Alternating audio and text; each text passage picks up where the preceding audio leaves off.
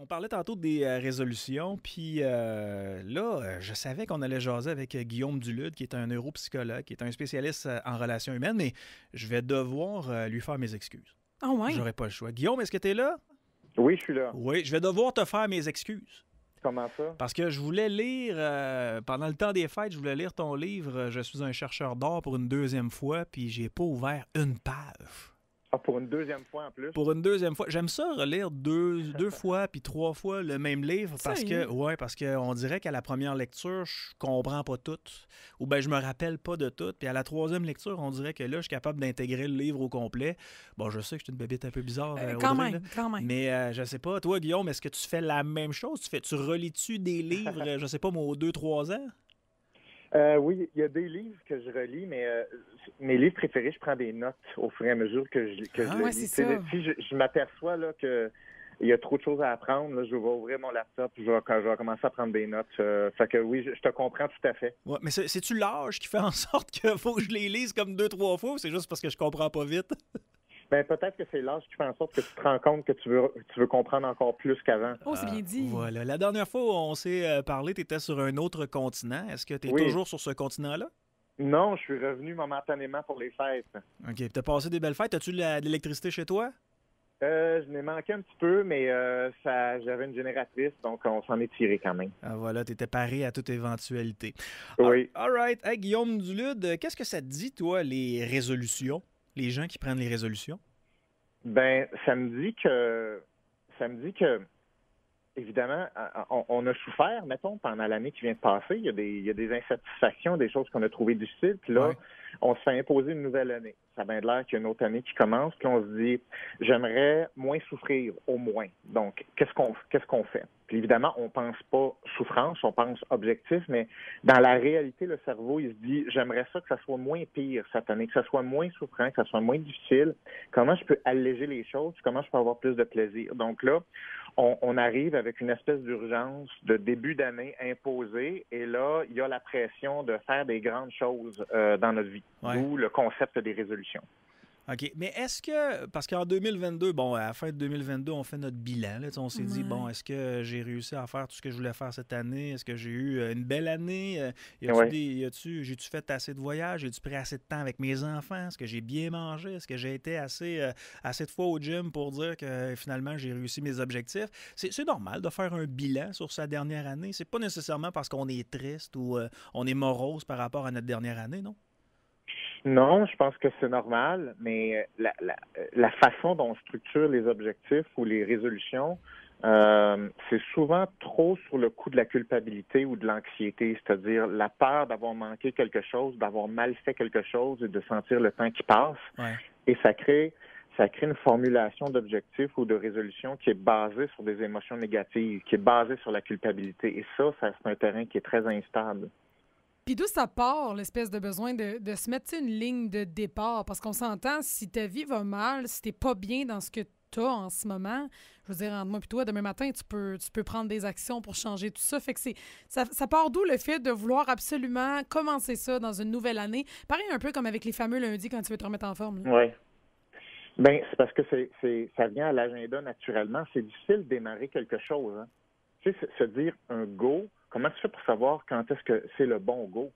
La plupart des gens procrastinent la plupart de leurs tâches importantes parce que le go arrive pas. Parce qu'ils se disent, il n'y a pas de ligne claire. Quand est-ce que je devrais démarrer ça? Quand est-ce que je devrais démarrer ça? Là, c'est pas le moment. C'est pas le moment idéal. Demain, ça va être mieux. Je vais avoir d'autres conditions. Donc là, on essaye de se trouver un repère qui est facile. Donc, le 1er janvier, le début de l'année, c'est un repère qui est relativement facile. Mais comme on le sait, c'est pas suffisant pour réellement mettre tout en action. Puis pourquoi on abandonne? Ça, c'est vraiment, vraiment une bonne question. Puis, en fait, je savais qu'on allait parler de ça ensemble. Il y a deux facteurs principaux. Il y a des facteurs motivationnels puis des facteurs qui sont reliés au désengagement, à la démotivation, si tu veux, donc des facteurs qui nous bloquent. La première chose, je dirais que les objectifs qu'on a sont trop flous, sont pas suffisamment précis, sont pas suffisamment développés et bien ficelés dans notre vie. Ce qui fait en sorte qu'on a des objectifs qui sont trop généraux ou flous, qui paraissent bien, par exemple la santé, bien manger, faire des belles choses, je dirais, ça a une bonne connotation. Puis on se dit, si je faisais ça, ça serait bon. Mais c'est souvent trop flou. Fait que ces objectifs flous, c'est pas assez puissant. Fait que ça, c'est un problème.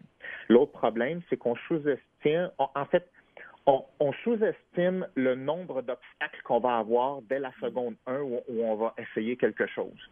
Et ça, c'est un gros problème parce qu'il va y avoir de l'anxiété, il va y avoir des défis, il va y avoir des échecs. Et tout ça vont être susceptibles de démolir un peu notre motivation et ce qu'on veut faire dès le premier 48 heures ou la première semaine. Est-ce que le temps, Guillaume, parce que là, il y en a qui se fixent des objectifs sur un an. Moi, j'ai appris très rapidement que me fixer des objectifs sur un an, c'est de la procrastination par-dessus de la procrastination. Mais si je mets ça aux semaines, si je mets ça aux 2 semaines ou peut-être même aux mois, là, c'est plus efficace parce qu'après un mois, je peux me réajuster. Tu sais, si c'est mes présences au gym ou si c'est de mieux manger, tu sais, je suis capable de m'ajuster rapidement parce que sur un an, c'est long. On a le temps de l'oublier. Puis on va se le dire une fois de temps en temps, on préfère la lâcheté à l'activité. Oui.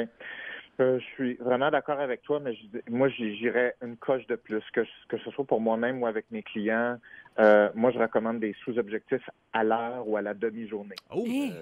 C'est pas assez puissant la journée. Il y a beaucoup trop de distracteurs. Le cerveau, il capte tellement d'informations à la seconde que c'est pas assez fort juste avoir un objectif par semaine ou 2 semaines. Moi, je dirais par heure ou demi-journée. Là, on commence à avoir quelque chose là, que le cerveau peut se mettre sous la dent, mais encore, il faut bien les désigner. Mais c'est un calcul. Pour moi, réaliser des objectifs, c'est un calcul stratégique d'heure en heure à toutes les heures de ta semaine. Okay, fait que là, il faut que j'aille acheter un agenda. Oui, c'est ça. Absolument. L'agenda, c'est vraiment, vraiment puissant parce que ce que tu vas mettre à l'agenda, c'est ce que ton cerveau va vivre. Donc, tu peux planifier ce que ton cerveau va vivre, ce qu'il va manger, ce qui va se renforcer, ce qui va lui faire peur, à quel niveau il va avoir peur, les stratégies qui sont là-dedans. C'est impossible de réussir des grandes choses sans agenda, selon moi. Puis, c'est super banal ce que je vais te demander, mais as-tu un exemple? Tu sais, souvent, là, ce qui revient tout le temps, chaque année, c'est justement la fameuse santé, puis on en a parlé, là, la mise en forme. Mais quand quelqu'un dit, OK, je me mets en forme, on dirait que tu sais jamais par où commencer, c'est trop. Là, tu as le volet alimentation, le volet entraînement. Je cours dessus, je fais-tu du cardio, de la musculation? Combien de fois semaine? Il y a trop d'affaires. Fait que, tu sais, quand tu parles de ramener ça petit, as-tu un exemple d'action que tu pourrais poser quand tu te lèves le matin? Y a-tu des points qu'on peut se mettre? Oui, c'est très difficile pour moi de te résumer ça parce qu'il n'y a pas de recette 1, 2, 3, 4. Tu sais, des fois, il y a des livres qui disent les 4 points de la motivation pour changer sa vie. Ça, c'est vraiment, vraiment impossible. Tu sais, maintenant, avec des clients, là, juste pour mettre un plan en place, ça va me prendre plusieurs mois avant même de le commencer parce que j'y crois pas. Je ne crois pas qu'on va réussir, qu'on a les bonnes conditions, que c'est prêt. Juste pour te donner une idée. C'est sérieux? Oui, parce que c'est très dangereux échouer ou avoir le sentiment d'échouer parce que tu développes une vision de toi qui n'est pas capable de faire des choses difficiles, puis en plus tu contamines négativement le sujet ou le thème ou l'activité que tu voulais faire. Parce que là, ton cerveau encode qui n'est pas capable de faire face à ce défi-là ou il est impuissant face à ce défi-là. Donc là, ça vient corréler à de l'anxiété, etc. Donc, avoir une bonne planification, c'est important. Mais si je veux revenir à ta question, tu dis qu'est-ce qu'on peut faire?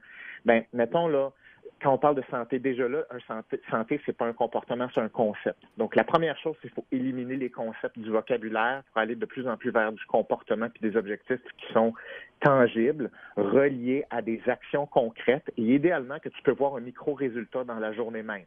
Donc, ça, c'est une chose qui est super importante. Si tu es capable de finir ta journée avec le sentiment que j'ai fait un comportement et j'ai vu quelque chose, là, le cerveau, il peut sentir qu'il y a une prise. Mais si tu n'es pas suffisamment précis, tu n'offres pas à ton cerveau les conditions nécessaires pour avoir le courage de répéter ça le lendemain. Donc, si j'ai à résumer une stratégie, là, celle-là est très importante. Fait que si je résume, ce serait peut-être d'attacher des nouveaux comportements que tu vas adopter à des choses que tu fais déjà. Je sais pas, je donne un exemple banal. Je bois pas assez d'eau dans la vie puis je veux boire plus d'eau. OK, ben je bois 1 verre d'eau avec chaque repas. Ça pourrait être quelque chose de banal comme ça quand tu dis qu'il faut vraiment ramener ça dans la journée? Bon, ça, c'est pas pire parce que tu parles de quelque chose qui est très opérationnel en ce moment. Mais là, tu vois, puis je suis content, je trouve ça intéressant qu'on parle de ça, mais mettons que je prends ton exemple, OK?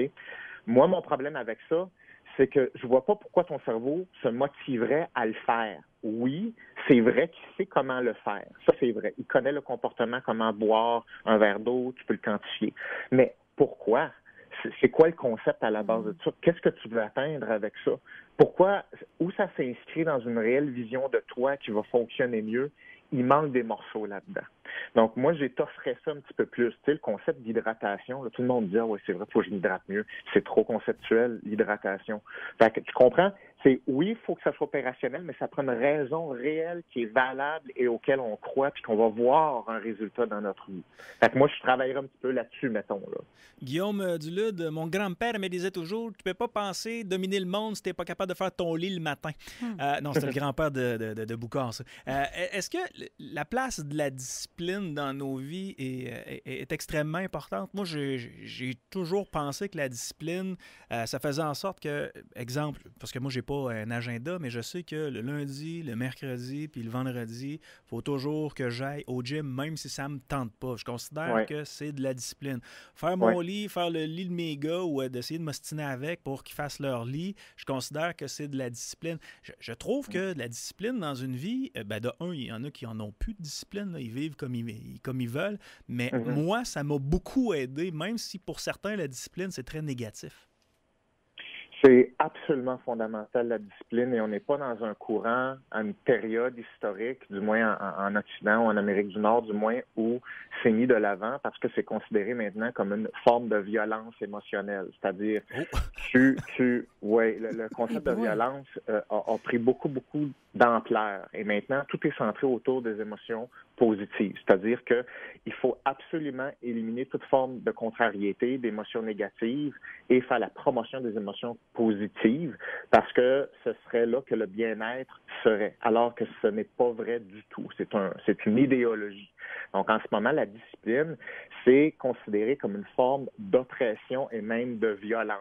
Et donc, ce n'est pas la mode actuellement. La mode, c'est se sentir bien et faire la promotion des émotions positives, alors que la vie n'a absolument rien à voir avec ça. C'est une infime portion qu'on a des émotions positives. Le reste, c'est relativement de la structure et du comportement dédié à des buts. Et donc, la motivation ou la discipline, c'est intrinsèquement relié et on ne fait pas cette promotion-là dans notre système d'éducation en ce moment. Mais c'est pas dangereux puis là, je vais faire attention à comment je l'amène, mais de prioriser nos émotions positives. Tu sais, moi, je suis heureuse quand je mange du chocolat, Guillaume, là. Mais si je mange juste du chocolat, tu comprends, je vais peser 300 livres, je serai pas en santé puis je vais mourir à 60 ans, là.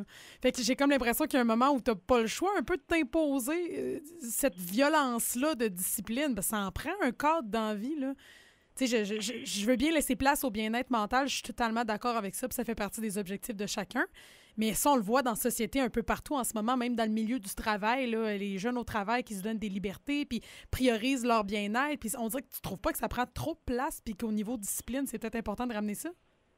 Bon, ça prend beaucoup trop de place, puis ça serait le fun qu'on se reparle spécifiquement pour ça, parce que c'est un sujet qui me touche beaucoup, qui touche les jeunes, qui touche la société au complet en ce moment.